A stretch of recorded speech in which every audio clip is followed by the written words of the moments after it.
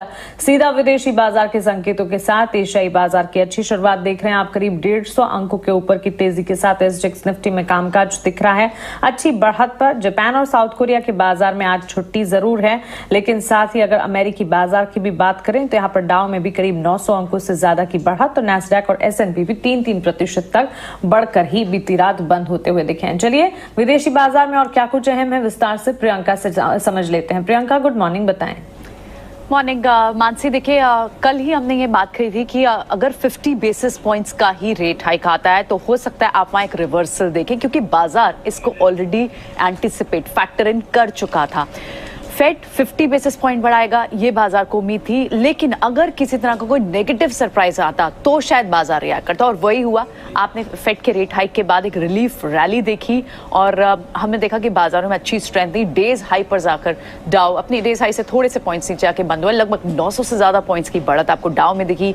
Nasdaq 3% से ज्यादा तेज हुआ और इनफैक्ट S&P इंडेक्स तो अगर आप बात करें तो वहां तो लगभग एक बड़े समय के बाद वहां पर ये इतनी बड़ी बढ़त देखने को मिली है। लगभग यहाँ पर 2020 के बाद की S&P की सिंगल डे की इतनी बड़ी गेन है। सो रिलीफ रैली के बाद और उसके बाद हमने एक और बड़ा ट्रिगर जो बाजार को वॉच आउट करना है वो है अब कि बैलेंस शीट नॉर्मलाइज करने पर क्या एक्शन होता है।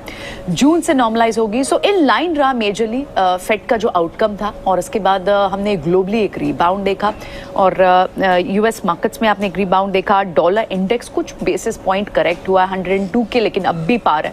एग्जैक्ट प्राइस 102.55 है और बॉन्ड यील्ड कुछ बेसिस पॉइंट वहां पर भी करेक्ट हुई थी, 3% तक चली गई थी सोमवार को, वहां थोड़ी कूल ऑफ हुई और कल भी आप देखेंगे 2.94% के पास है। बिटकॉइन में भी एक उछाल देखने को मिला, 40,000 के इस वक्त पास है।